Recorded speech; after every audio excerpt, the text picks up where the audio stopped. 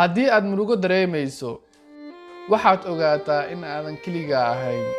ogow si kastay wax walba hadda u xun yihiin, si kastay aad u xanuun u dareemayso, si kastay maalmuhu kugu xumaayeen, waxaa hubaal iyo ballan ah in ay wax walba isbedeli doonaan. nolosha ayaa sidaas iska ah, mar waa murugo, mar waa farxad, mar casharo ayaa ka baranaysa, marna waa xanuun. marka waa inaad aqbashaa lana qabsataa xaalad kasta. laga yaabo in aysan maanta cidna kuu sheegin, balse aniga ayaa hadda kuu sheegayo. waad qurux badan tahay, waa lagu jecel yahay, waa lagu baahan yahay, qiimo ayaad leedahay. joogitaanka dhulka micno ayuu ugu fadhiyaa, haddii aad ogtahay iyo haddii kaleba. waxaad u qalantaa inaad faraxsanaatid.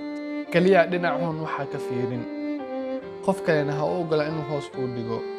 noqo qof riyo u muuqata kana go'an tahay rumaynteeda. waxaad u qalantaa nolol aad ku faraxsan tahay. sidaas darteed ha u ogolaan wax taga inay ku murjiyaan. waxaad tahay qof aad u xoog badan. wax walba aad soo dhaftay waad ka soo badbaaday. farxaddaada qofka keliya faraheed haayo waa adiga. ogow wanaagu waa uu dambeeyaa mar kasta.